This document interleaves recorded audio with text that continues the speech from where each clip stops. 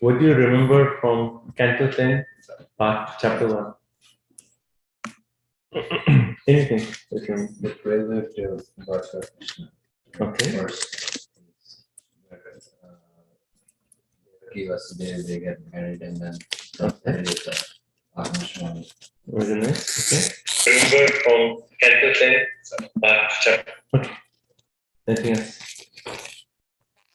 Whether I am very similar to Kamsa. As long as things are going my way, I'm very friendly. If it doesn't, then very different. Yeah, like we discussed this point, in our heart there is both. There's some saintly qualities, and that's why we are here. But at the same time, there is a Kamsa sitting in our heart. So, and we see Kamsa's attitude to his cousin Devaki. So initially, he was just like so loving and said, "I will drive you to your house."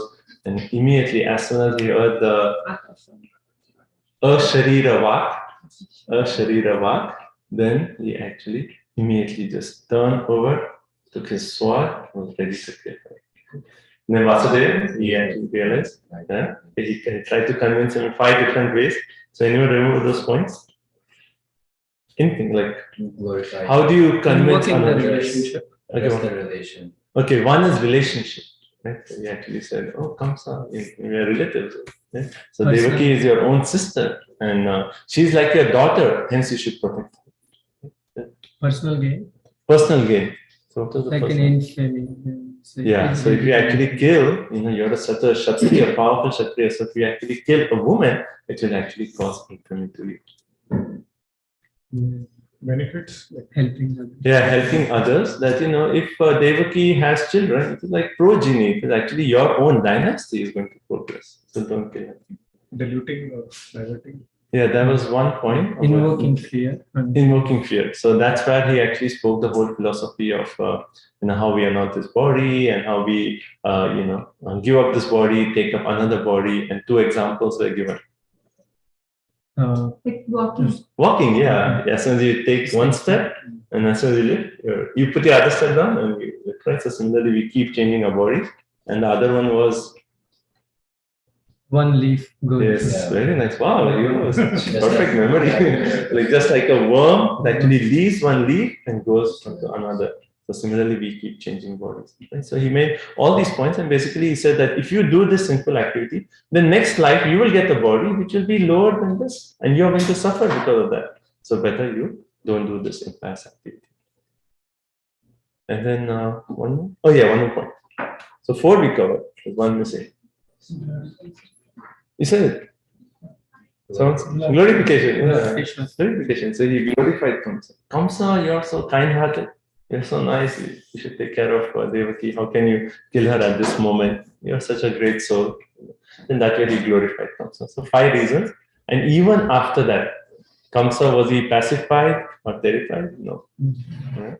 So even after these 5 reasons, Kamsa was not pacified, not terrified with the whole thing about the fear of committing sinful activities. And then Vasudeva said, okay, every one of us, we should try to protect our life as long as we can, either by intelligence or by strength. So he said, by strength, I cannot defeat Kamsa. He's too powerful, but by intelligence. So what can I do right now to protect Devaki's life? So he actually said, okay, you don't have fear from Devaki. The Akashvani said it is basically from her children. So whenever a child is born, I will come and kill the child. And then we discussed the point that Kamsa, who was actually so vicious, he also accepted that Vasudeva will not speak a lie. And if he has given the promise, then for sure he's going to break. And that's what happened. So after that, so Vasudeva, he did not kill Devaki at that point. And then Kamsa did not kill Devaki at that point. And then they went back. And then when the first child was born, then Vasudeva, keeping his promise, he actually brought the first child to Kamsa. And Kamsa was so impressed by Vasudeva. Imagine like a father bringing his own child, and knowing that the child is going to be killed. And still the father actually brought the child. But Kamsa at the time said, Vasudeva, he's kept his word. And then he became a little kind-hearted and said, like, actually, the Ashirya Vak actually said, it wasn't the first child, it's the 8th child. So you can take back the first child. So they took back the first child. But then Narad Muni enters. He's always known for, instigating, like, creating some rift or creating some shaking things up, exactly. So he actually came and said, like, just like a lotus flower, how can you say which is the first petal and the eighth petal?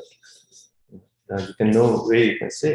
And then that's first point. And second point, he said that demigods have already taken birth in the family of the Yadus.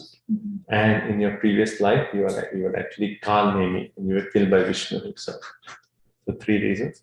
And then Kamsa realized that, okay, this is my death. Now again, he actually imprisoned Vasudeva and Devaki, and then he killed the first child and killed all the first 6 children. Okay, that's where the first chapter ends. So we will move on to chapter number 2. Again, question. Yeah. Like, is it Kshatriya spirit in like Vasudev not fighting? Is it showing the Kshatriya spirit? Is it like, I mean, is taking the sword is a Kshatriya spirit, or like by some means you got to protect him? So Vasudeva was a Kshatriya. So was his duty at that time to actually take a sword and fight, or whatever he did that because the Bhagavatam verse states the point that we have to protect ourselves with our intelligence or with our strength. And he knew for sure at that time he doesn't have strength to, defeat Kamsa. Kamsa is so powerful, And also another point is, he finally wants. Like, let's say he took up his sword, no chance Devaki would be killed at that time. Like, no chance of protecting.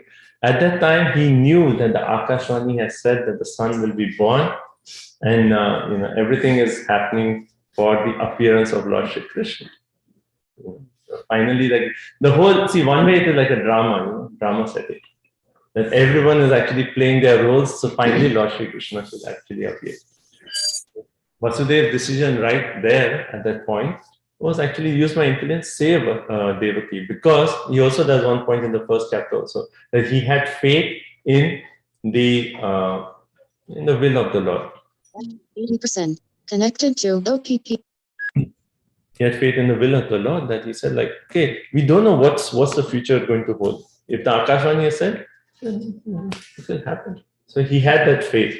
And he said, right now, I have to just protect. That's my first duty as a husband. So his duty as a husband was actually more prominent rather than his duty as a Kshatriya at that moment. Okay, second chapter. One more question, sorry. Okay, go ahead. Why did okay, go ahead. Okay, either. So you know how you mentioned that when Mother Earth went as a cow and Brahma and everybody went near the Shvetadvipa and they meditated. So, but we also see that certain rishis and rishis are able to go and go to Vaikuntha directly. So how is that possible? So they actually all went to the banks of the Shira Ocean, and then they chanted the Purusha Sukta prayers, right? And Brahma, in his meditation, the Lord spoke to him in his meditation. So your question is how? Like Durvasa was able to go to Vaikuntha. To Vaikuntha. Yeah. Then why Brahma was not able to go Vaikuntha? So actually, these Durvasa Muni and mystic yogis, they can travel everywhere, right? But their position is not permanent. It's not that Durvasa Muni could go to Vaikuntha and then stay there, because he doesn't have the right devotion to actually stay there. So it was the visit as a part of, he was traveling everywhere, into Brahma, into Shiva, into all the oceans. And then finally he said, like, okay, no other place. So he went to Vaikuntha, and that was a conversation with, but there was no chance he could actually stay there. But Vishnu's role right then was, you have to go and beg forgiveness from Ambarish. I am under the control of my devotees, so I cannot protect you. So their position is not permanent. They have that mysticity, travel everywhere, but they cannot like stay in a particular place without having the right qualifications. But Narada and 4 Kumaras can stay because they're Narada Muni is anyway a pure devotee of the Lord. Yeah. 4 Kumaras, we know that entire episode of how they came and Jai Vijay pastime. Right. So yeah, so even they can stay. Like, the qualification is devotion. If they have that devotion for Krishna, if they're qualified, then they're qualified to stay. But Durvasa Muni was not at that moment. Someone else question? Yeah. See, Vasudeva as a father, right? He could have avoided killing all the 8 children. by not having the children. They asked this question like, if that was the case, why didn't Kamsa keep Vasudeva and Devaki in two separate cells? Then they would never had children. See, one thing is also, as I mentioned, everything is actually happening so that Lord Krishna is finally going to appear. So your question is, why did they actually even produce it? Because they actually, Vasudeva and Devaki, and later on we'll read in the third chapter, they actually previously had done austerities to actually have the Supreme Lord as their child. So they knew that the Krishna is going to appear. And for that, whatever austerities they have to do, they are willing to do. So actually there's a verse in the, when you pull that up, actually in the first chapter that answers your question. It actually says, so in text 58, it actually says, what can surrender devotees not give up for the sake of Lord Shri Krishna? So that is a verse just to answer that question, that how can Vasudeva, being a father, take his own child to be killed? That's not right. You should have protected by any way. And here actually the verse is actually saying that what can those who are surrendered devotees of the Lord, for the appearance of the Lord, or for the sake of Lord Shri Krishna to appear, what can they not do? They are willing to do everything for the sake of the Lord. And hence, and also we discussed that past and how these 6 children were actually the sons of Kalnemi, right? And they were cursed to be killed by Kamsa. So actually, Kalnemi was Kamsa. Another question about the petals, you said, the one, there's no fake and count. So, but the child is born, and the first child is born. So, he's the first child, he's the second child. So, how is that not count? From beginning or from, Yeah, I mean, like first child, if you count from 8, 7, 6, 5, So anyway, like, that was just a way Narad Muni had to somehow convince Kamsa that don't be soft-hearted right now, because right now that curse which is there, that has to be fulfilled. And also Narad Muni wanted Lord Krishna to appear as soon as possible. So he was like in that mood of like, the sooner the better, I want my Lord to actually appear. Okay, so let's go to chapter number 2. So chapter 2, let's see.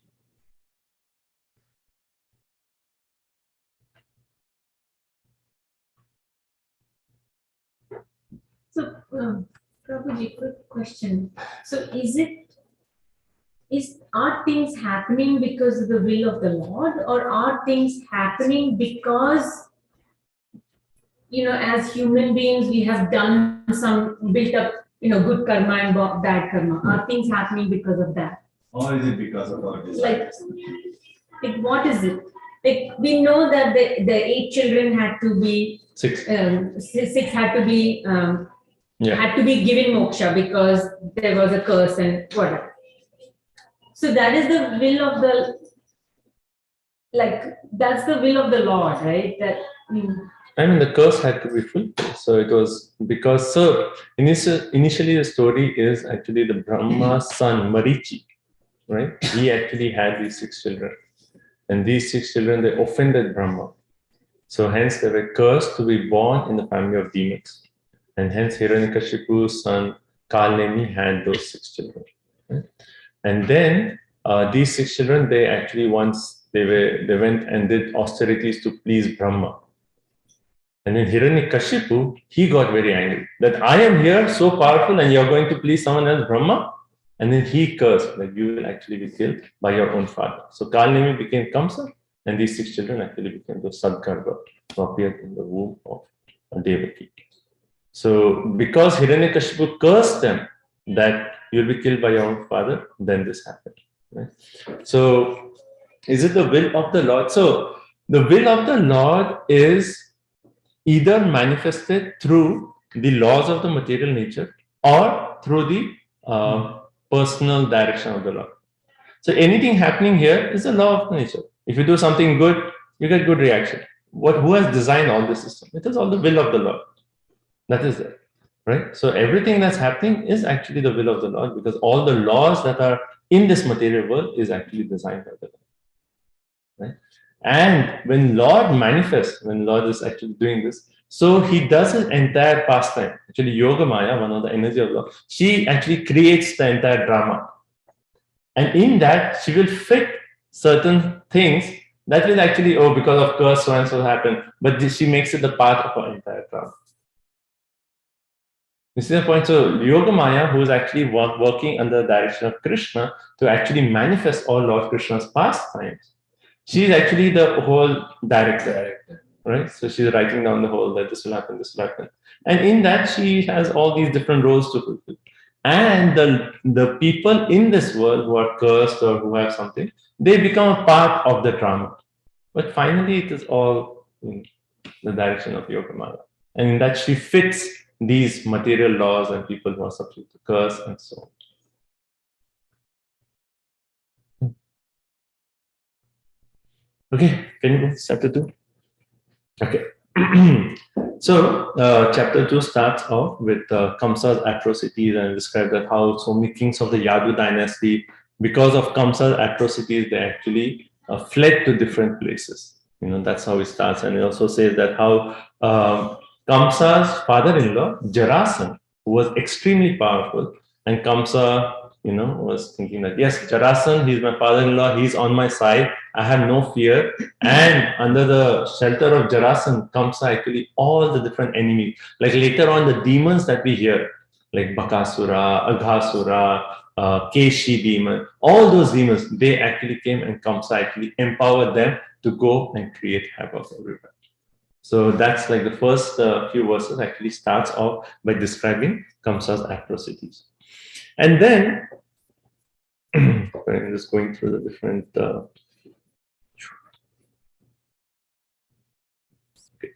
So that's it starts off with Kamsa's atrocities, and then we have the description that after Kamsa, the son of Ugrasen, killed the six sons of Devaki, a plenary portion of Krishna entered her womb as her seventh child, arousing her pleasure and her lamentation. So basically, it describes who was the seventh child. So up to this time, story, 6 children are killed.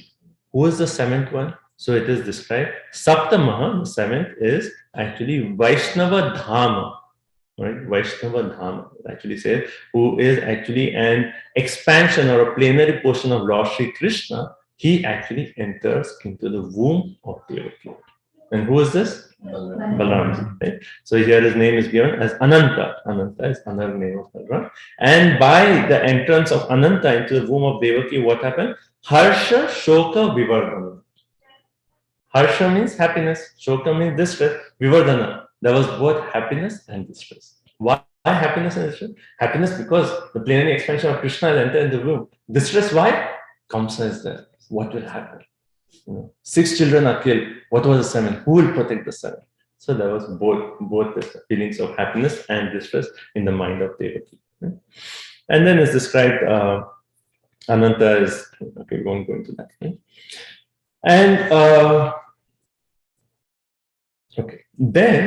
7th has entered. Then we have another scene here that Krishna is actually telling Yoga Maya. Right? So the personality of God, Vishvatma, the super soul of everyone, ordered Yoga Maya as follows. Right? So who is Yoga Maya? Yoga Maya is also one of the energies of the Lord. She is the one we mentioned. She actually helps in directing the different pastimes of the Lord. Right? So all the jivas are either under Mahamaya or under Yoga Maya. If you are a pure devotee, then you are directly acting under the direct instructions of the Lord. So you are under the Yoga Maya potency. If you are a conditioned jiva, you have all these anarthas, then you are under Mahamaya. And Mahamaya is nothing but a plenary expansion of Yoga Maya. So it's only Yoga Maya, the energy, her reflection becomes Mahamaya, and we are under that. So this energy of the Lord, Yoga Maya, right? Yoga Maya. So Lord Krishna is actually ordering Yoga Maya as follows. And then she actually says, she says, oh my potency, who are worshipable for the entire world, whose nature is to bestow good fortune upon all living entities, go to Vraj, right? And in that beautiful land where many cows reside, Rohini, the wife of Vasudev, is living at the home of Nanda Maharaj. Right? Please go there. So basically, Krishna is saying, Yoga Maya, you go to Vrindavan. Right? When Nanda Maharaj is there with all the cows. And Mother Rohini is another one of the wives of Vasudeva. So it is described that when Vasudeva, he actually saw how the 6 sons were killed, and he had actually, so he already had the union with Rohini, and he knew Rohini was pregnant. So he sent a secret message to Rohini that 6 children are killed, maybe your child will also be killed. So you go to Vrindavan. So Rohini was already in Vrindavan, and she was, because Nanda Maharaj is a one way a cousin of Vasudeva. They are very close friends. They have the same father, same father, right? They have the same father but different mothers. So because Nanda Maharaj is there, so Vasudeva actually said, Rohini, you go and you be in the shelter of Nanda Maharaj. So Rohini was already there, and now Krishna is saying, "Oh Yogamaya, you go to Vrindavan and do what?" Then he actually says, Yogamaya, that in the womb of Devaki right now is the 7th child. So you actually take the 7th child from the womb of the Devaki and place that into the womb of Rohini. So in that way, Yogamaya, Krishna ordered Yogamaya, take this child and put it in the womb of Rohini. And why? We'll come to that in a minute. So within the womb of Devaki is my partial plenary expansion known as Sankarshan or Shesh. Without difficulty, transfer him into the womb of Rohini. Now there's a very amazing point in text 8 of this. We'll come to that in a minute. But and then he actually tells Yogamaya that after you transfer, I shall then appear with my full 6 opulences as the son of Devaki. So after you transfer, then I will appear in the womb of Devaki. Right? So Prabhupada says the difference between Balaram and Krishna. Don't ask me questions on this. This is still a mystery to me. It says 15 days. 15 days Balaram is elder to Krishna. Oh, you said 1 year 15. No. Because, and we'll read about how Krishna appears. Krishna doesn't have to take 9 months to actually appear. So just 15 days. But that is still a mystery, that why it is Purnima and Ashtami. It's always 8 days, but why it is 15. So that's we should find out and let me know. Transcendental calculation. Yeah, transcendental calculation. Anyway, 15 days. This is. So it was, Balaram is 15 days elder to Krishna. Okay, and then this section is very nice. Okay. And then after that, he actually tells Yogamaya that ordinary human beings will worship you gorgeously with various paraphernalia because you are supreme in fulfilling material desires of everyone. In different places on the surface of the earth, people will give you different names like Durga, Bhadrakali, Vijaya, Vaishnavi, and so on. And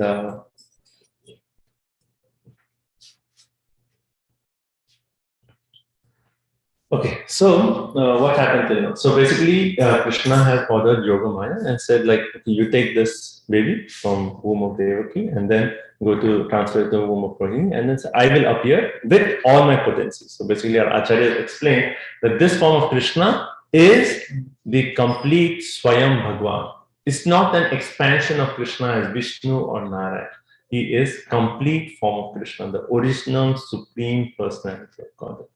The ultimate source of Narayan, Shankarshan, Vasudeva, Balaram, that original personality said he's going to enter to the womb of Devaki.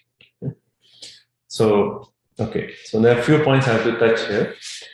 So, this Yogamaya, right, is actually, Krishna actually tells, after you do this, you appear as the daughter of Nanda Maharaj.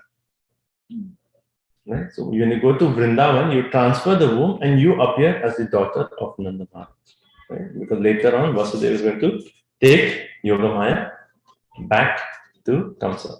Exchange of the child. Right? Everyone is with me with the story? Yes. Yes? Yeah. So he says, Yogamaya, you appear as a daughter of Nanda Maharaj. So then she became the daughter of Nanda Maharaj. Okay. Now, and then he actually says that you will be worshipped as Durga, as Mahamaya. People will worship you. And Prabhupada says, Kameste se Ritagyana. People who want to are just focused on fulfilling their material desire, they worship Durga Devi. Right? Say, please give me wealth, please give me this, please give me that. That's a mood. And say you will also be known as Narayani, Durga, and so many names that you will be worshipping. Okay. So there's one more final detail here that how, and I'll come to that later. Because there's so many details, there's so much happening here. But up to this point is okay, right? So now Balaram. Okay, so I'm thinking which point to go. Okay, I'm going to talk about this point. This is a really wonderful point. When I read it first time, I was just amazed by this. So in text 8, Acharya and commentary make this point. That Devaki, right? She was always fearful of Kamsa. Right? Devaki was always fearful of Kamsa. So now our Acharyas have related this entire episode to our devotional life. And they have explained that these 6 sons are who? They are actually the son of Marichi. Marichi is born from Brahma, and Marichi is considered to be an incarnation of mind. Okay. And what are the 6 sons of the mind? Lust, anger, greed, envy, pride, illusion. Right? So these are 6 children of the mind. Right? So similarly for us, the mind generates these 6 items. Now, how did Krishna actually appear in the womb of Devaki? Right? So first of all, Devaki had the fear of Kamsa. Now, for us, Kamsa represents material existence. So, as sadhakas, right? As sadhakas, Prabhupada explains in purport, we have to be always fearful of material existence. Maybe you have not heard this before, but this is so wonderfully explained section. I'll explain it with an example. That, okay, someone can say, what are you fearful of? Let me see if I can get a good example. Snakes. Okay. Now let's say snakes. Okay. Now let's say one night you're walking, it is really dark, and there are bushes everywhere, right? And you're afraid of snakes. Now, what is your state of the mind right now? You're always thinking that, oh, is there a snake here? Is there a snake? And very carefully you're actually walking there. Right? Now, let's say while you're walking, you just say, oh, there's a nice rose here, nice smell here, and you forget your fear. You forget. Then what happens? Then you no longer are cautious, and you may actually step on a bush. You may step on a snake. Right? So what has happened right now is when you were cautious, when you're keeping that fear of the snake, you're very cautiously walking. So similarly, when we are actually always cautious of this material existence, then we can actually progress in our spiritual life. I'll explain this through one more point. Okay, but the fear of material existence is the point that's been stressed here by Acharya. Like Prabhupada actually told, the problem with my Western disciples is they are not fearful of mind. See, we are here in this material world, and we are actually interacting with the material energy. And it is material energy which is creating our bondage. Right? So just like this, you are in a place where there's fire everywhere. And the only thing you can interact with is fire. Now, immediately you have inattention, you'll get burned. Similarly, we are always interacting with the material energy. And hence, always we should have this prayer in our heart that, oh Krishna, I am always interacting with your material energy. And because of this material energy, there's so many contaminations. Please always protect me. Because as soon as we give up that guard, then immediately we are caught by mind. Okay. So being fearful of material existence. So one more story of Prabhupada. Like Prabhupada said, he was in a room conversation and he said, oh, I will never fall into mind. I will never fall into mind. Oh, disciples said that. Prabhupada at that stage, he said, never fall into mind. And then he came down from the room. And then he went in front of deities, and the disciples, they actually saw that he was really praying to the deities. And Mother Yamuna was there. Then later Mother Yamuna asked Prabhupada, Prabhupada, you so praying so seriously, what were you praying for? And Prabhupada said, I was praying that I will never fall into Maya. And then she was like, you just said that you never fall into Maya. Then why are you praying that you will not fall into Maya? Praying that I not fall into Maya? And Prabhupada said, that is the key. If we always keep praying, oh Krishna, let me not slip from this path of devotion, let me not fall into my, have that fear of material existence, then our devotion can actually progress. So, I'll continue the analogy. So, Devaki is fearful of Kamsa. Kamsa represents material. What does Devaki represent here? Represents bhakti. Represents bhakti. So Devaki actually represents, like bhakti means chanting, hearing, or devotional practices. So, because Devaki was fearful of Kamsa, by that fear, and because she herself is the incarnation of bhakti, you can say in our life, if we are chanting, hearing, doing the activity of devotional service, at the same time we are fearful of material existence, then the 6 anarthas in our heart, lust, anger, greed, envy, pride, division will be destroyed. So along with our activities, we have to maintain that healthy fear of mind. Another way Vishwanath Chakravarti Thakur actually explains this point, he says when we are chanting, right, what do we use? We're using our tongue, we're using our ears, we are using our eyes to see the. But all these are actually places where lust resides. You know, in the 3rd chapter of Bhagavad Gita, what does Krishna say? Where does lust is what? A desire to enjoy material nature. It actually sits in all these. So initially we are chanting, that desire to enjoy the process is seated everywhere in these senses. But if we are actually fearful that, oh, I have to be careful, I don't want to enjoy separate from Krishna, I just want to focus on my japa. Have that fear of enjoying separate from Krishna. If that fear is there while we are engaging our senses in chanting Hare Krishna, then these two combinations will actually destroy that enjoying tendency which is seated in all the 6 aspects. Does that make sense? Making sense? Right? Okay. And then after that, so this progresses. And then after the 6 anarthas or the tendency to enjoy in the senses is actually cleared out, then what happens? Who appears? Balramji appears. So the Adi Guru Tattva, actually, or the Guru Tattva, actually manifests in the core of Krishna. And then what does he do? Now all the anarthas are gone, but he actually makes our heart into a lotus where Lord Krishna can come and reside. And hence the 8th child is born.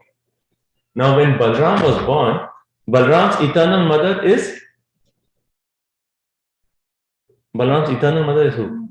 Rohini. Rohini. So why did Balram appear in womb of Devaki and then be transferred into Rohini? Because he actually appeared there to prepare the womb so that the womb becomes a suitable place for Lord Krishna to actually appear. So the mood of Lord Balaram is, so Krishna is Supreme Personality of, Balaram is Supreme Personality of servitude. Servitude. Balram is the first expansion of Krishna, and his role or his purpose of existence is just to always be engaged in service of Krishna. And service of Krishna is in 5 rasas. Dasya, Sakhya, Vatsalya, Shanta. Dasya, Shanta, Vatsalya, Sakhya, Vatsalya, and Madhurya. Right? Balaram serves the Lord in all these 5 rasas. Right? So any service that we are actually offering, we go through our spiritual master who is a representative of Balaram, who is the mercy manifestation of Balaram. And we go through our spiritual master, and only then is our service actually connected, offered to Krishna. We have to take that path. Right? We have to go through spiritual master who is the mercy of Balaram, because Balaram is the original servitor of Lord Shri Krishna, who is serving Lord Shri Krishna in all the 5 rasas. Balaram is the one who actually becomes Krishna's clothes, Krishna's shoes, Krishna's paraphernalia. Right? Then Dham, he manifests as Dham. Then he's also a friend to Krishna, and Vatsalya, he's when they go out to play, it's Balaram who actually plays like the parental role in the sense of like protecting Krishna. Yeah? And he expands as Ananga Manjari. And that way he actually pleases Krishna, is Madhurya. So Balaram is that. And his appearance day is on this Wednesday. So so one more verse here. So okay, so that is this verse, and 13. You can repeat after me. Garbha sankarshana tvam vai. Prahur sankarshanam bhuvi. Rameti loka ramanad. Balabhadram baloshrayat. So this is saying that Balaram has three names. One is Sankarshan. And why is the name of Balaram Sankarshan? Because Akarshan means attraction. And because Balaram was attracted to the womb of his eternal mother, Rohini, his name is actually Sankarshan. Right? First name. Second name, it actually says he will be called Rama. Why Rama? Rama means one who actually gives pleasure. And because he is going to give pleasure to the residents of Vrindavan, Rajvasis, hence his name is Rama. Right? Or another meaning of Balaram is he is the one who actually gives pleasure to Krishna. Bala, supreme pleasure to Krishna. So when we chant the Hare Krishna Maha Mantra, Hare Ram, the Ram could actually also refer to Balaram. That's the name of Balaram, Ram. And the third name is actually Balabhadra. Balabhadra means one who is known for his extensive strength. So when we are actually engaged in our devotional life, how many of you have felt the need that, oh Krishna, please give me some strength. This Maya is too strong, or so many obstacles. Every day. Everyone? Every day. Every day. And hence we pray to Balaram that please give me the spiritual strength. Without your mercy, I cannot overcome my obstacles. Without your mercy, I cannot progress in the spiritual life. And hence, Balaram, please give me the spiritual strength. He is the one who actually blesses us with spiritual strength to actually overcome all our obstacles in this material life. Right? And Rama, he is the one who actually gives us pleasure in our spiritual life. So, see, the way to progress in our bhakti is when we get a higher taste, then the insignificant taste, which is our pullings, goes away. So you pray to Balaram, please give me the higher taste, and automatically the insignificant pullings will go away. Right? So that's the second Rama. So is it ever possible to give up all the material desires? Why not? We have all the process. If we have time, I will come to the point of towards the end of this chapter. There is something known as Garbha Stuti.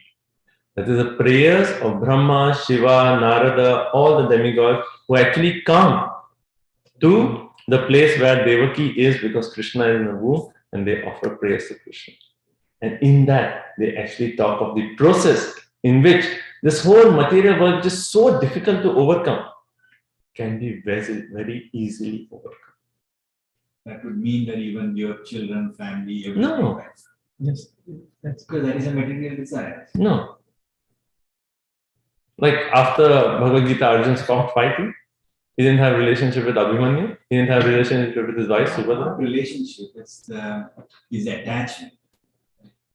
See, the whole point of a Shastra is not to artificially renounce all these. Attachment is that, convert it to spiritual attachment. See, you can have a relationship with your wife, with your children, in a way that that relationship is actually inspiring both of you to progress in your spiritual journey. If that is your relationship, that's wonderful. Why do you have to give it up? That's actually your inspiration to progress in your spiritual life. Why give it up? If your children are inspiring you, like just when we are chanting, children are chanting like so, like, Hare Krishna, Hare Krishna. And if your children are like so devoted, they actually inspire you in your, then why give up? So our process is not artificial renunciation. Our posture is like attachment is there, convert that from material. Material means what? I want to enjoy. To what? I want to actually serve with that person, the Supreme Personality of God. I mean, I can, okay, these things are good, but still, right? The children, for example, there are so many children who are like paying for the parents, right? So the parents, though they cannot say that, oh, okay, I'll always say something good and forget about it. Their mind is always attached in that kid. They're still attached, and that will be attached as long as the children are not in the right path. I mean, that is natural, right? Right. That is natural. So you know that natural attachment of a father to a child, you know, it would be unnatural to break that attachment. Right? But if let's say you're trying your best to actually bring up this Krishna consciousness, but somehow you know everyone is an individual, they are not taking Krishna consciousness. That attachment which is natural. Don't artificially try to break that, but just make sure that the attachment is not being an obstacle in your spiritual journey to Krishna. And that's it. It's nothing. Bhakti is never like an artificial imposition. So you know, you should just let it go. Yeah, and sometimes you have to say, okay, I'm just going to I did my best. Now the situation is not happening as I wished it. So I'm just going to tolerate that and progress on my path of That is the very difficult part in this society, right? I mean, if your bhakti is actually so strong, then nothing is difficult. No, I can understand the bhakti is strong, fine, but a normal human being is very difficult to do that. I mean, see, our case is what? How we progress in spiritual life is. What did Lord Sanatan Goswami tell Lord Chaitanya Mahaprabhu? I am just made up of your mercy. The only way we progress in bhakti is mercy. And when mercy comes, if Guru is pleased, mercy comes, all anarthas seem so insignificant. All our attachments, you know, either like we are spiritualizing them or they are, you know, do not become an obstacle anymore as well. It is all on mercy. If you can get mercy, then that's it. Something which is very difficult becomes very easy. Should we do that Garbhastuti prayer? Since we are already talking about that. Okay, that's towards the end of this chapter. Okay, so before we go to that point, I want to see. So, did that point about fear of material existence and the combination of Devaki as the incarnation of Bhakti and how that actually destroys the six anarthas, or the one other way of saying it is that the desire to enjoy, in our senses, the lust, how it destroys the lust, and then how the Guru Tattva manifests, and then how Krishna actually manifests. We should go to Krishna with love, not with fear. If you are taking fear, I don't even go to my master. Okay, so what is the fear we are talking about? We are talking about healthy fear, not the fear of like, oh Krishna, I will lose my bank balance. So please. That's also good. They are going to Krishna in that way. At least you're going to Krishna. That is one level. You know? Because Bhaktivinoda Thakur says 4 levels, right? You can approach Krishna, right? Out of fear, out of wanting something. I'm doing this, give me this, right? Out of duty or out of love. So all the 4 levels are there, right? So where are you in that level? You have to be honest with yourself. But this fear is not the fear of what fear we have in our material existence. It is different. This is a healthy fear, which is the fear of falling into Maya. Like how the prayer says, oh Krishna, please do not push me away from your reddish lotus feet. Why is that prayer? Because we are fearful. I am so insignificant. Maya is so strong. It's a fear of losing Krishna, fear of losing something. Fear of losing Krishna, fear of losing service of Krishna, fear of losing association of devotees. Like recently I was hearing about one Prabhupada disciple. And he served like 40 plus years and he was in Bhaktivedanta manner. And every day he was doing the Mangala Aarti and 40 years just dedicated to seva. And then he was diagnosed with some disease. And then he was in the hospital. And he was going through a treatment and the doctors were actually telling him that he's really strong. He's really fighting the disease. And that's what is keeping him going. And then after like few months, or maybe 2 months or something, then the doctors actually said that now it seems that it's a turning point. That now you may actually be cured. We didn't have so much hope, but now it seems you'll be cured. But one thing we can say, how you used to do your service before, the doctors knew like what to do. You will never be able to do that service anymore. And when he heard that, the next day, he left. And the devotees are reflecting. He had the hope that I can go back and do my service. And hence he was fighting the disease. But when he heard that even if I recover, I won't be able to do my service to Krishna, he gave up hope. That is the level of attachment to Krishna. And that attachment to Krishna is actually when we have a fear of losing that.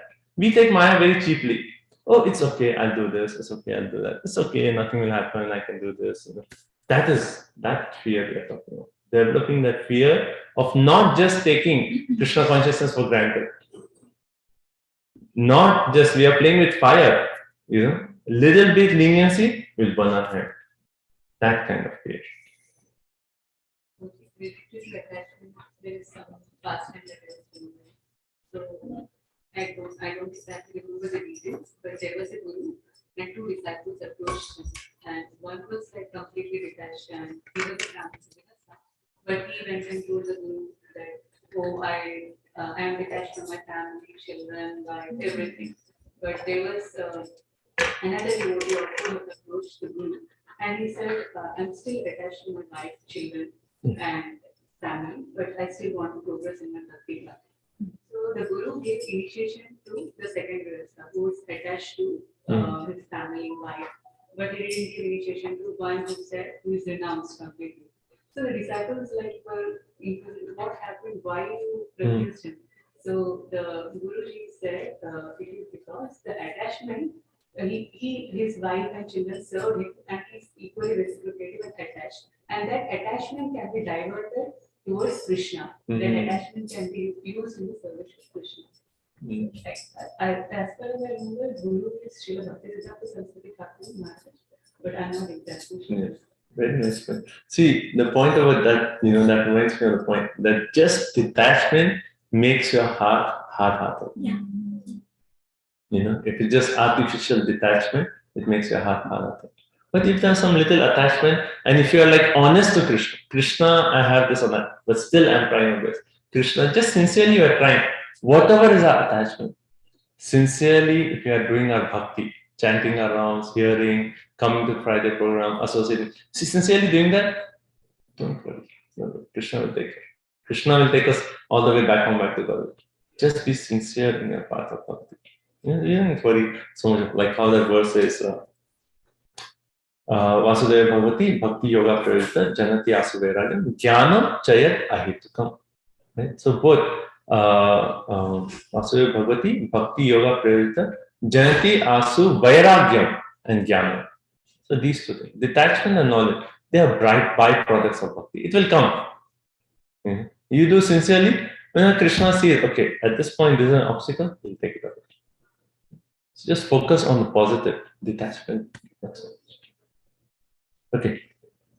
I have a question, but I don't know how to phrase it. So Okay, so is this point about the fear of material existence? Is okay? Okay, so we'll just go a little bit further in the story. Okay, so now what happens is when Yoga Maya came and she actually took the baby from the womb of Devaki to Rohini, it appeared that Devaki had a miscarriage. And people were thinking that, oh, maybe Kamsa did some black magic and that's why Devaki had a miscarriage. Right? And on the other hand, Rohini, she herself was pregnant, right? But it appeared in her dream that she had a miscarriage. And when she woke up, she actually had a miscarriage. But then she was feeling very sad that my son, I lost my son. And Yogamaya came to Rohini and said, don't worry. The child which is now entered into the womb is your eternal child and it's going to be Balaram. So both places there was as such a miscarriage. But Devaki, she had a miscarriage. Now, after that, so Balaram has come, he's entered the womb, He's prepared the womb for the appearance of Lord Shri Krishna. Okay. So now what happens?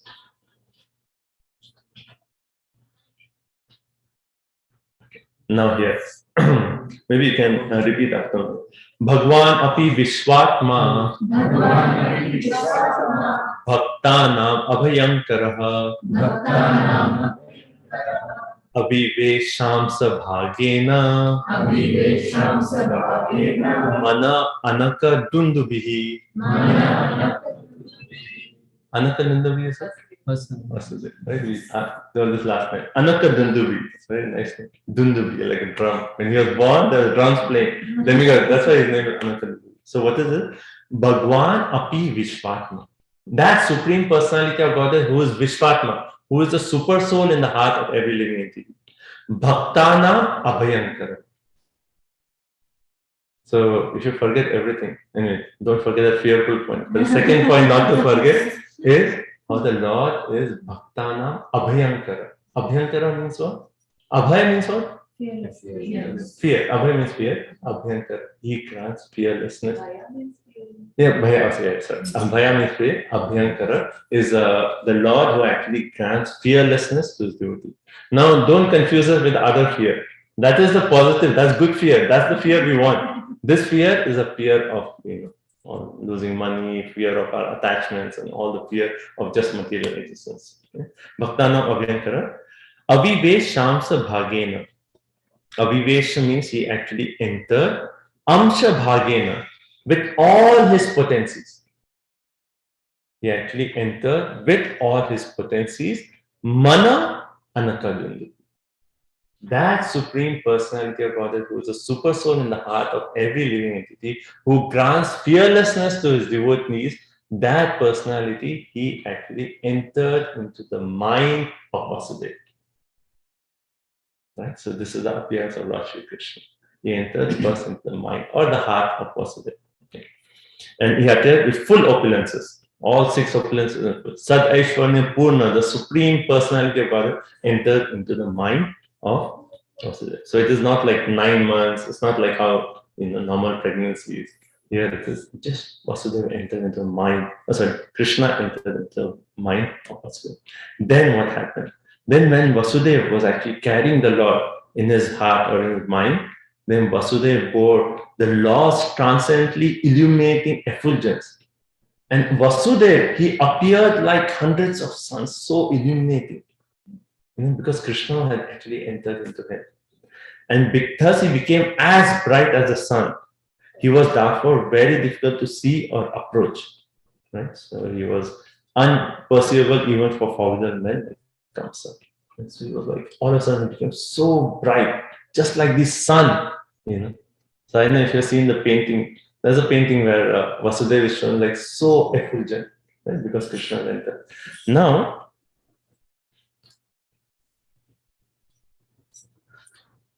this point is so good. I have to mention this before continuing the story. So here it actually says, Vasudeva, and it actually says Dham. Dham means what? No, Dham. Religious place. Holy place, spiritual abode. So now Vasudeva's heart has become what? A Dham. Because Krishna has personally entered. Now in the purport, Prabhupada makes this point. If one is empowered by the Supreme Personality of Godhead to do something, the core of his heart becomes a dham.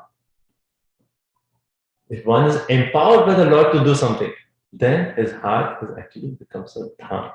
And thus, he becomes so extraordinarily powerful that not only his enemies, but also people in general are astonished to observe his activities. Like, I read this and I was like, just like Srila Prabhupada. Amazing, 70-year-old man coming, establishing Krishna consciousness all around the world, traveling the globe 14 times. People cannot even imagine. Who can do such a thing? Starting a worldwide movement when someone is 70 years old and coming to US with basically no money. So here is actually someone is empowered. Krishna Shakti Bina Tar Nahi Parvartan. So yes, empowered by Krishna, then your heart becomes a dham, and then that devotee can do things which are like beyond our imagination. Okay. So Vasudeva heart became a dham, and then no, okay. So then it says Tataha, thereafter, Jagan Mangalam. Jagat Mangalam. Mangalam means auspicious. The Lord who is auspicious for all living entities. Achyuta Amsam, that Supreme Personality of Godhead. He was Samahitam. He was transferred from the heart of Vasudeva into the heart of Devaki. That's how Devaki was carrying Krishna. So it was just transferred, Krishna transferred, was transferred from the mind of Vasudeva to the mind of Devaki. Devaki, having thus been initiated by Vasudeva, became beautiful by carrying Lord Krishna, the original consciousness of everyone, the cause of all causes. And the example is so beautiful. Right? It gives an analogy. Just like the east direction becomes beautiful by carrying the rising sun. So similarly, Devaki became so beautiful. And why is the example so beautiful? Because one way the sun never sets, right? Sun is always there. But when the sun appears on the eastern, then say, oh, so beautiful. So Krishna is always there. He's eternally present. But when he actually appeared in the heart of Devaki, then she became so beautiful. Just like how east direction becomes beautiful. Right? So it was transferred from the heart of Vasudeva to the heart of Devaki. And Devaki having thus been initiated by Vasudeva. So Prabhupada explains this point in purpose. That unless we are actually initiated by a guru who is carrying Krishna in his heart, we cannot have the manifestation of Krishna in the core of our heart. So when we get initiated by a guru who actually Tattva Darshana, who has actually seen, who has Krishna right in his heart, then he actually can give us Krishna into our heart. Then our heart can also become a dham. So now Devaki actually that when Prabhupada said the importance of initiation is mentioned here. Unless one is initiated by the right person who always carries within her the Supreme Personality of Godhead, one cannot acquire the power to carry the Supreme Godhead within the core of one's own heart. The importance of initiation. So Devaki got initiated because she received Krishna from Vasudeva. Okay. And then what happened?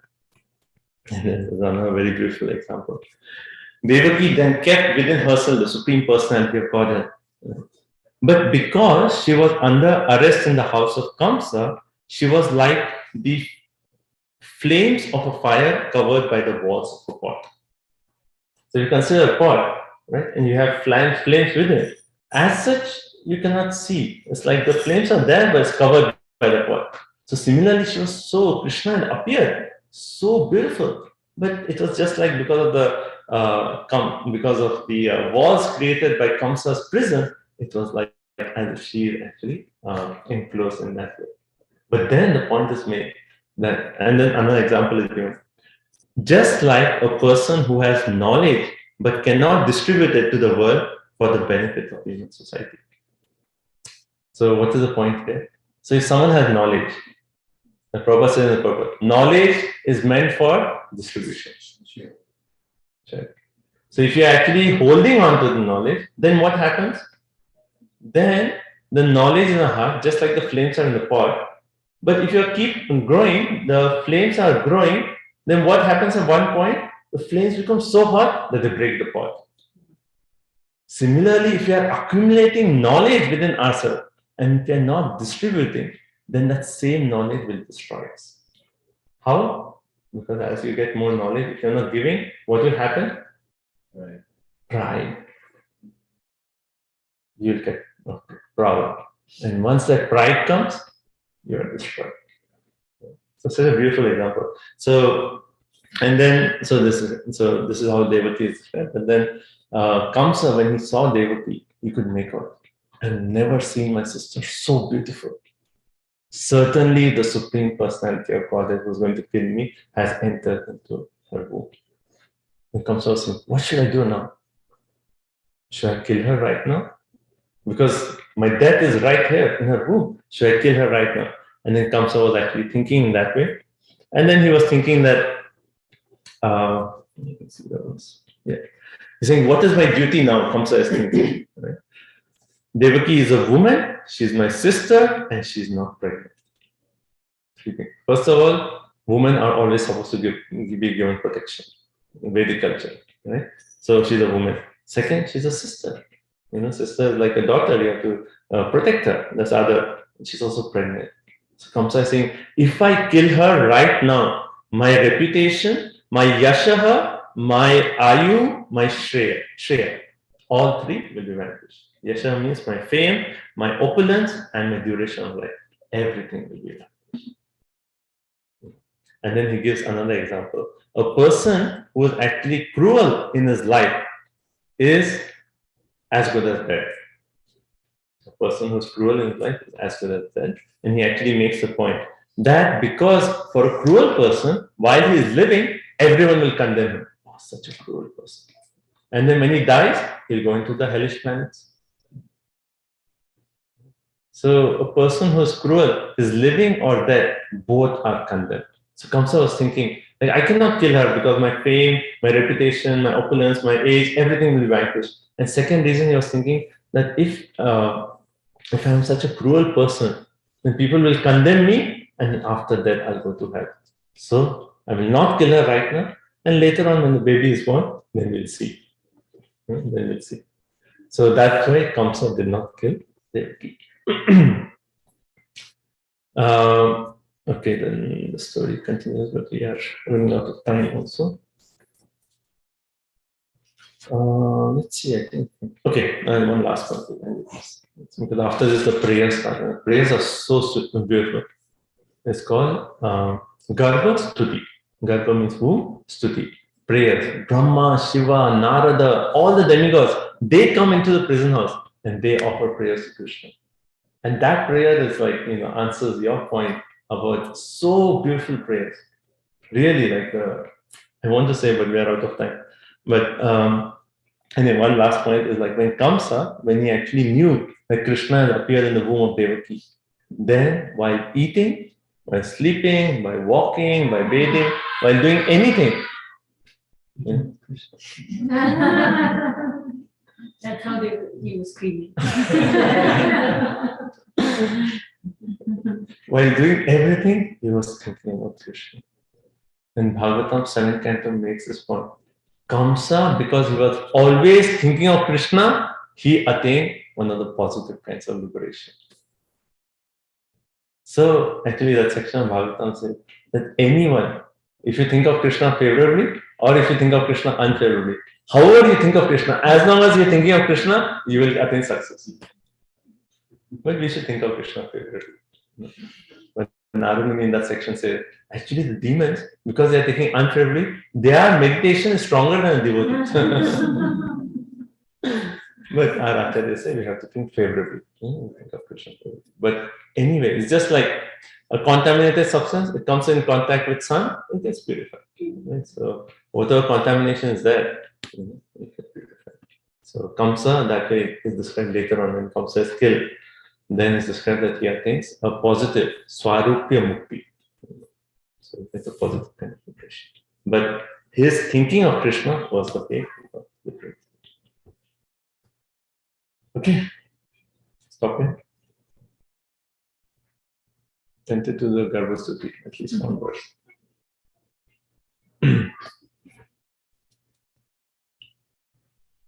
Okay, should I do that verse? Yes? No? Yes, no. Okay, let me do it. So then it's described how all the demigods, they come and they offer prayers to the Lord.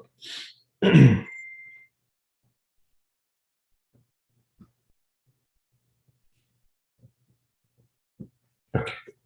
So in this section, so it is, and I would strongly recommend before Janmashtami, go and read these prayers of the Garbha Stuti. It is in Srimad Bhagavatam, Canto 10, Chapter 2, text number 25 till the end of the chapter, 42. That's a major section of this chapter. So the first verse is Satyam Vratam, Satya Param, Tri Satyam. Right? The Lord is Satyam, Vratam, he's always truthful in the vow. Satyaparam, he is the absolute truth. Tri Satyam, Satyasya Yonim, Nihitam Cha Satya. This is the Satya verse in the Bhagavatam because it's full with all Satya. Satyasya Satyam Rita Satya Netram Satyakakam Tvam Sharanam Prapanam.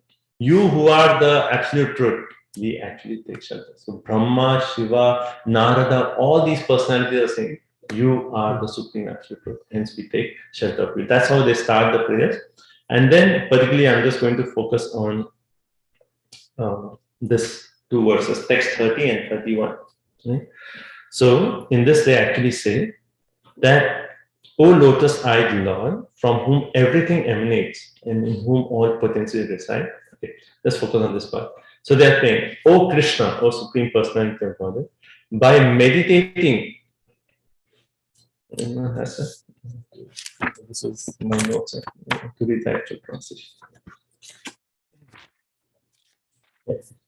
Okay. O lotus-eyed Lord, by concentrating one's meditation on your lotus feet, okay, and by accepting those lotus feet as the boat by which to cross the ocean of nescience, one follows in the footsteps of Mahajans. By this simple process, one can cross the ocean of nescience as easily as one steps over the hoof print of a calf.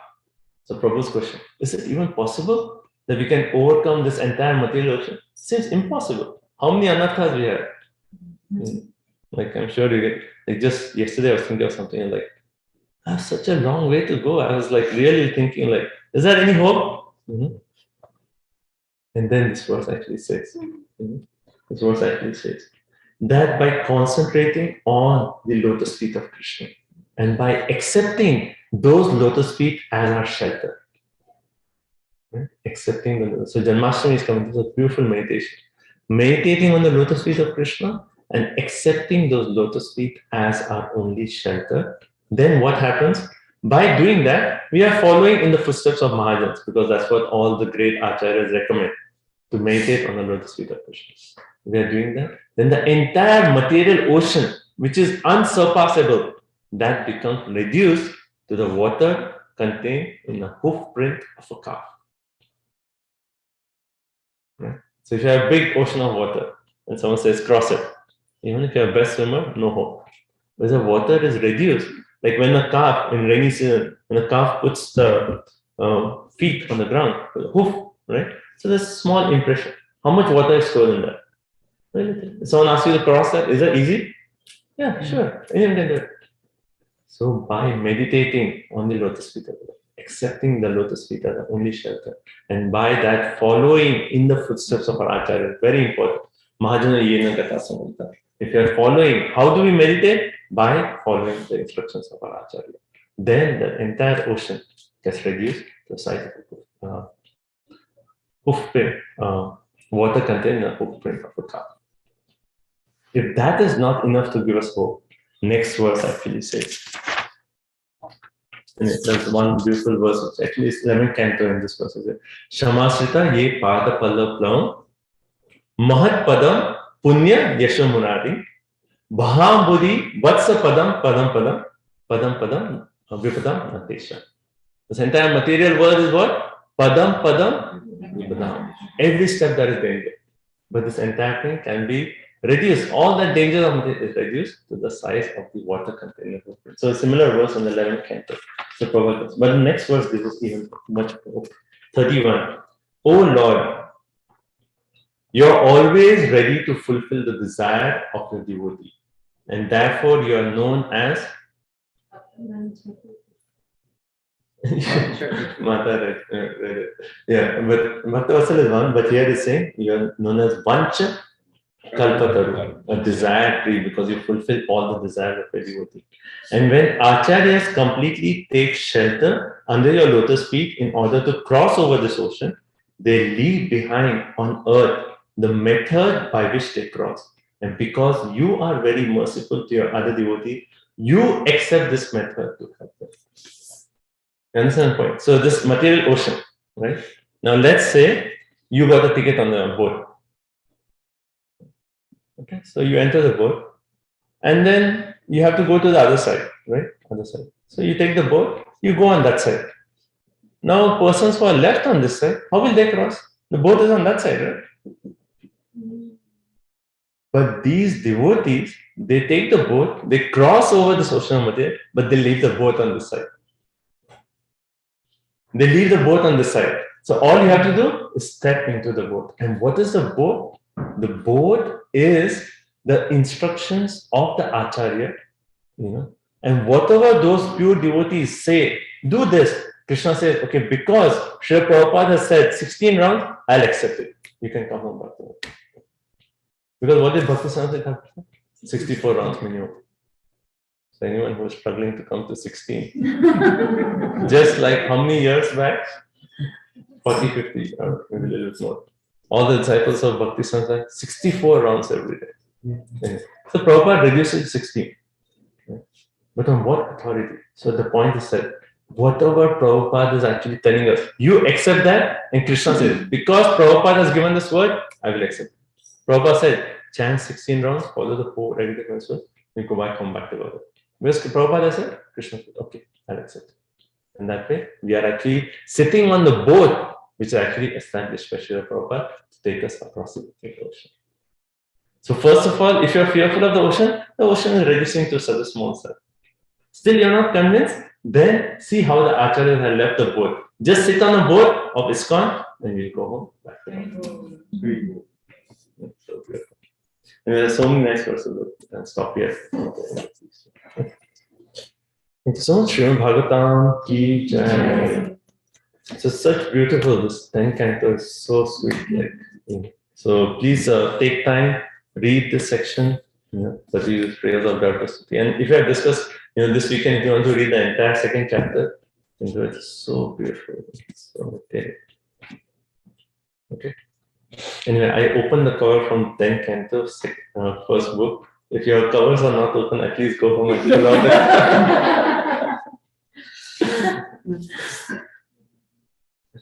Okay, so we'll end here. Any final, just quick round of some. Prabhu, I was thinking, maybe the time that Devaki had the miscarriage and Balaram was moved, that adds to the number 8 plus few more days to make it 15. So he was born from Mother Rohini 8 days before Krishna was born. So it took but 8 he days was to. moved 6 more days or 7 more days before that. So That's a good explanation. There's still a gap between Purnima and Ashtami. It's still 8 days. No, that's what she's saying. No? It's 15 days, right? 15 days. maybe when Balaram was moved from Mother Devaki, that starts the 15 days. But he was born from Mother Rohini. But does that No, it makes sense. Purnima day, right? When No, but see, that's the point. Then are we considering the birth of Balaram? But we consider birth of Balaram from Rohini, right? Yes. We don't consider from Devaki. Then how would that be reduced to 8 days? No, but in the calculation. Oh, 15 days because. 15 days older. Okay, it makes sense actually. Balaram born on Purnima, and then it took them so 7 days to transfer from Devaki to 7 days Rohini. before he was transferred, and then he was born.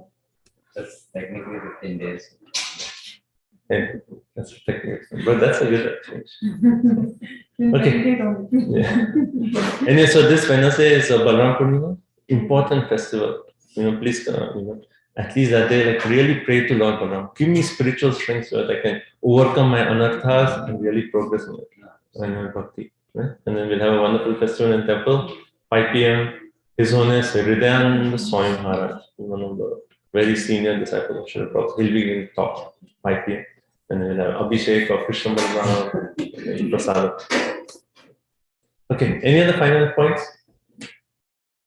Can you think of all the points you heard and we can have a quick review? Because so many nice points. What did you start with? Any quickly? Devaki is Bhakti. Devaki is Bhakti, okay. Not this fearful of Kamsa. Always fearful of Kamsa, so fearful of this material existence. In the sense of fearful of the enjoying tendency of this material world. Fearful of falling into Maya. Let's put it that way. 676. Mind. Yeah, 600. And then Balaram appears. Balaram appears, and then Krishna appears. So that's our spiritual journey. The Pranam Dinapaya Krishna. Acharyas have left the boat for us. Acharyas have left the boat. We just have to sit on the boat and go home back to God. Fear of losing Krishna. Fearless. Importance of initiation in our life. Okay, very nice. Yeah, ocean reduces the size of a book size. Vancha Kalpataru is the name of Krishna, right? Because it fulfills all the desires of devotees. Very nice. Anything else? That Balaram is the service representing Supreme Personality of Godhead. So all our service needs to be channeled through Lord Balaram. So it could be accepted. And Guru is a representative. It's Abhyantara. Hmm? Abhyantara. Bhaktana Abhyantara. He is fearless. Yes.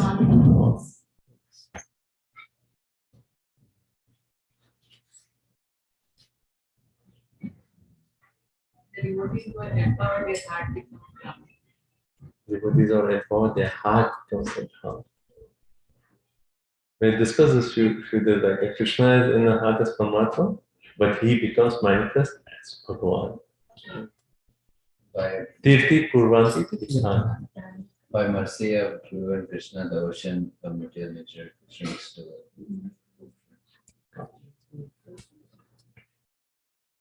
Okay. Don't distribute, you will get fried. Oh, yeah.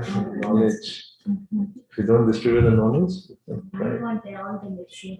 I don't want to be shaped. that is material thinking. Right? Material, you learn something and like, oh, I learned a technique. Now I can double my money. I won't tell anyone else. It's pretty common in workplace. Yeah. Heart is calm. Heart becomes calm. Brilliant. Shri Bhagavatam ki jai, Lord Shri Krishna ki jai, Janmashtami ki jai. It's nice to meditate on this. Janmashtami is coming. There's one aspect that's all the services, but the other aspect is to prepare ourselves from within. And Bhagavatam is a way to prepare our consciousness. So, so services, like our whole group is actually doing the Govinda's food court for Janmashtami. It's a big seva, and I was just so happy to see like how everyone is contributing, and there's so many items. It's like wonderful. It's so impressive to see the whole group come together and make such a nice offering to the Lord. Any practical points? Just the importance. Okay, so like, is everyone offering at home or? What is it? Yeah, that's what I was asking. That if it is possible, if everyone can offer it, we can offer it to Radha Golu. Yes, Bhoga comes to temple. Yeah. So bring Bhoga to the temple and we'll offer it in the temple. That'll be the best thing. At 2 o'clock. So we have to be there by 2 o'clock. By 2 o'clock? I think that's probably. 3:30 is also. Yeah. 3:30 is offered. Yeah, by 3 latest. Yeah. 3 not Indian standard time. 3 Radha Golokananda standard time. Hare Krishna Maharaj said. Oh, Hare Krishna Maharaj. That is even more strict. Okay. And anything else? And it's just nice, when you cook, like we can actually, do it in that mood that we are doing something for the pleasure of Radha Golokan. Today is Krishna's birthday. Our entire offering, the samosa, whatever you're making, is we are actually giving something to Krishna as a gift. And when someone gives a gift, have it with a lot of love and devotion. Yes, Krishna, today is your birthday. I'm making this for you. So while cooking, have that whole mood. And when we are serving out the prasadam, this is actually prasadam. I know it gets a lot of mood of passion. We can actually think that everyone who's getting Krishna prasadam is getting so much mercy on the day of Janmashtami. So we distribute prasadam in that mood. Shri Bhagavatam ki jai, Bhagavat Mahaprasad. Hare Krishna. Hare Krishna, Guruji. Hare Krishna Mataji. Thank you. Thank you so much.